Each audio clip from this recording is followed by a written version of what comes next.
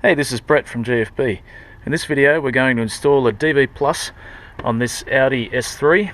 Now this is an 8V model, same as the Mark 7 Golf R. This is the new DV Plus we've designed for it, part number T9359. Now the difference with this one is, unlike the A3 and the Mark 7 GTI, the clearance between the diverter valve and the pipe here is a lot smaller than it is on the models with the KO3 turbo. So what we've done with the DV Plus with this particular model is we've put the solenoid at right angles to the valve body itself. So what it does is sits the solenoid valve upright and gives us the clearance we need to this intake pipe down here. So starting off, I'm going to remove the engine cover, which is pretty straightforward. Just pop it off the rubber grommets.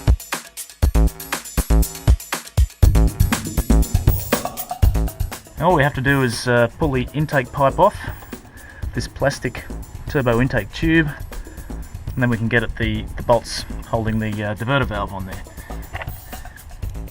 You can get the valve off without taking this pipe off, but I think it's just a lot easier, and for the sake of a hose clamp, it gives you a bit more room to work.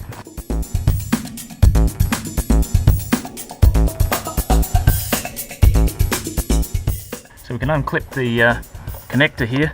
Just pull a little tab and slide the connector off and tuck that out of the way. Now to take this turbo intake pipe off, what you need to do is take this screw out here. This one needs a T30 Torx, and then the intake pipe will rotate out. It's kind of like a bayonet fitting. You don't actually need to take that screw right out, but if it does come loose, be really careful not to drop it. Any screws you lose down here are pretty much a one-way ticket. So with that screw out, you can rotate the intake pipe back. That gives you enough room to unclip the breather pipe. Let's go take that out and we'll put that aside. So now we can get at the screws holding the factory diverter on.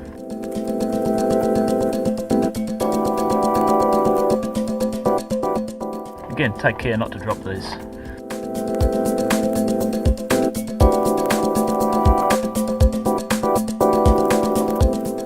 There's the factory diverter valve. Now this is the revision C that you'll find in these late model Audi and VWs. We're going to keep the solenoid coil, of course, but the valve internals simply pull apart. All we have to do is pull the piston out. Take that spring out. We do not use that when putting the DV Plus on. And this section here, this just pops out. It can be a little bit stiff sometimes, but it's easiest if you put your thumb in there and then pull it across. It pops out like that. Take that out, get rid of that seal. We keep the yellow O-ring. I'm just going to put that aside for now until we get the DV Plus valve body on. So that's the DV Plus valve body. It comes with the main spring, piston,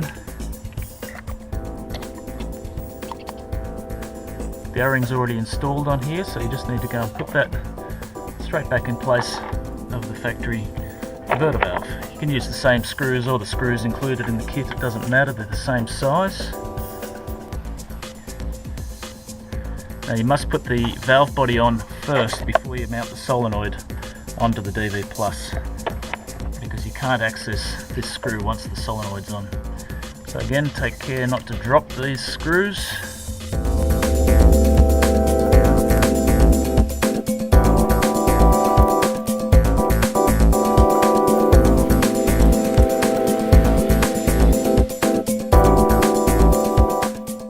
There's the DV Plus body installed. It's got the piston and the spring in. All we need to do now, get your factory solenoid. Now usually this O-ring's loose, so you're going to have to put it on there first. So just sit that on the rim, that'll stay there fine. Now use the GFB supplied spring in the solenoid. You can tell the difference because it's a little bit shorter. It is actually stiffer, it's got thicker wire than the stock spring, so it's important to use that. Slide the plunger in, and this whole assembly, use a finger to hold the plunger as you put the solenoid onto the body. Now it can only go in one way, so the connector's going to face this way. There's a little locating dowel down there. And then we'll use the screws that we supply.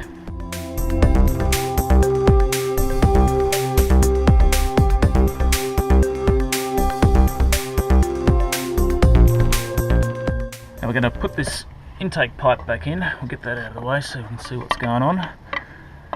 So you've got to start with the intake pipe rotated back towards the firewall, so you can get that lower bayonet style fitting in there, and push it in and then rotate back towards the engine. Looks like I haven't got that in properly yet. Okay, I'm going to push that in a bit further. There we go.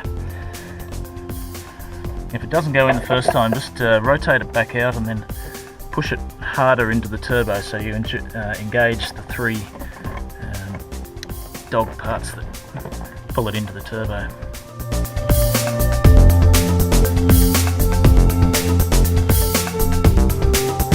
Place that screw.